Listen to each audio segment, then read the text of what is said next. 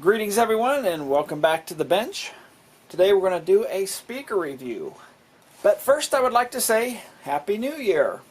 As I shoot this, it's not New Year's yet, but it is in some parts of the world.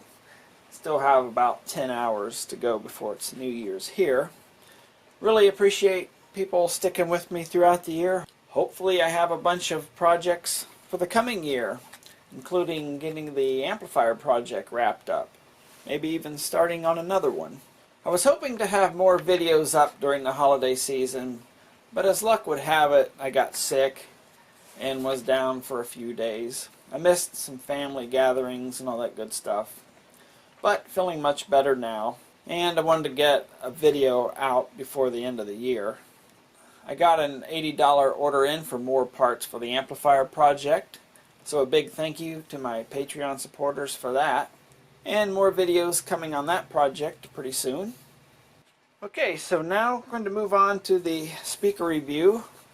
What I have here is a pair of Pioneer S-H153B-K. They have a, looks like a polypropylene cone 6.5-inch woofer, ported cabinet. We have the little dome tweeter, I think it's a polycarbonate type, in a shallow horn-loaded type design, in a bookshelf style case. So let me explain how I came into possession of these speakers. Well, I used to have a pair of Radio Shack Optimus STS620 speakers. They were quite similar with the 6.5-inch woofer and a little dome tweeter. But they were very cheap speakers. I mean, on sale, I think they sold them for $20 a piece. And I got them years ago and used them as computer speakers, which I use these for, by the way. Well, those speakers were very colored in their sound. They just needed a lot of tweaking. I did tweak them and got them a little better. However, they were never pleasing to me, and what I needed to do was replace the drivers and get a crossover. The problem is I'd be in well over $100 in upgrading those speakers, and I didn't want to lay that kind of money out for them. So I was looking at Craigslist. I've had some decent luck finding speakers on Craigslist, and I saw these and bought them for $15. Turns out they actually sound pretty good. You know, I'm not going to say they're hi-fi quality or anything like that, but for the price, you know, back in the day they cost around $60. So they are a budget speaker. Not sure when they stopped selling them.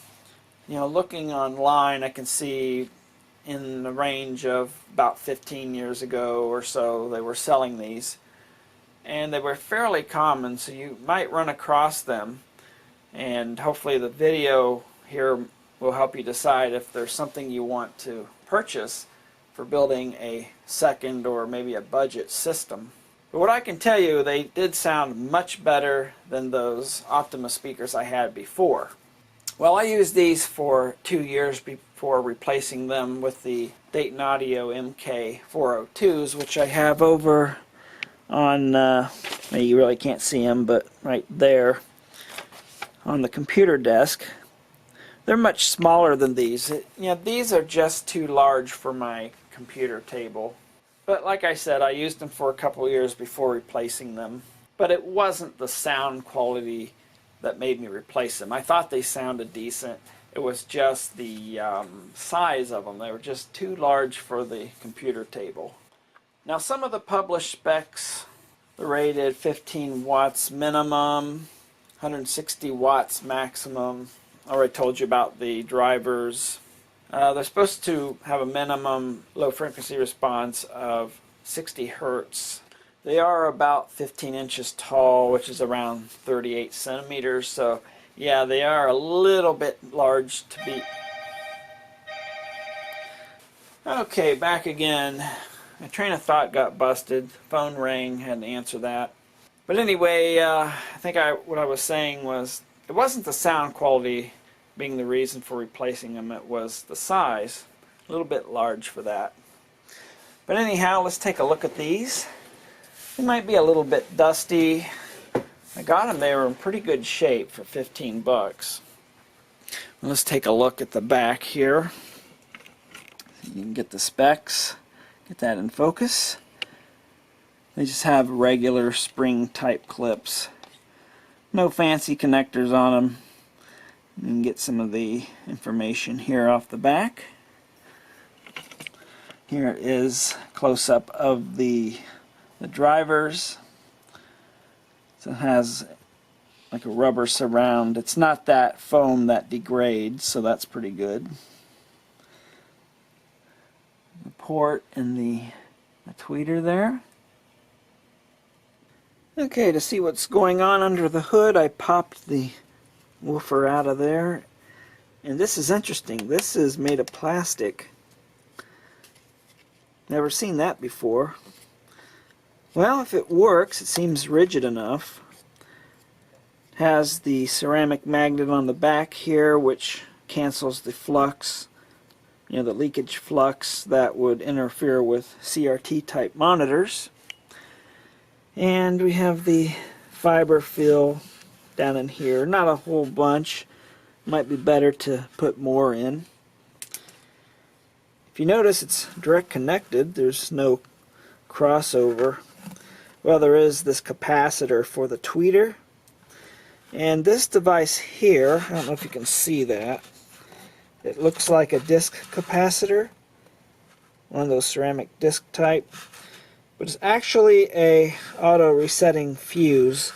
So if you drive the speaker too hard, it'll turn off and that fuse will automatically reset after it cools off. For a myriad of reasons, I can't reproduce the sound of these speakers through YouTube, but if I didn't record them, people would complain. So I'll try to do what I can do. So I have them set up away from the walls, up off the floor. I use this Olympus PCM recorder to get as good quality sound as I can. And we'll just give you a music sample. Now I will say that YouTube is cracking down on the copyrights with music. Can hardly play any music anymore, so I have to use their provided music. So, it's just the way it is. I can't really play what I want to play, but try to give you a decent sample of what the speakers sound like.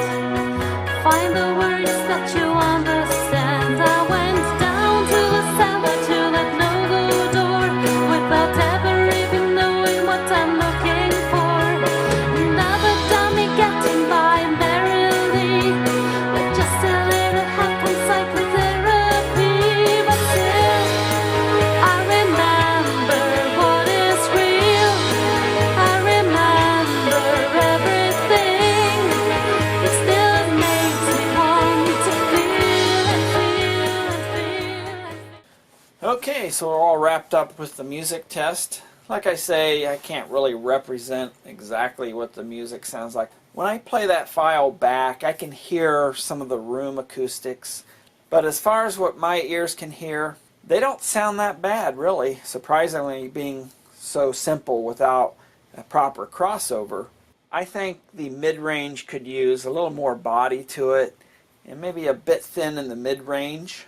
As far as the bass goes, speakers like these tend to be a bit boxy, as I call it. Though I hear that a little bit in these speakers, it's not overwhelming, so that's pretty good. And of course these speakers don't really play deep, but that's to be expected in a smaller speaker like this. So would I recommend these? Well, if you can find them in good shape for $40 or less, yeah, I would certainly recommend them. They're not bad speakers for what they are.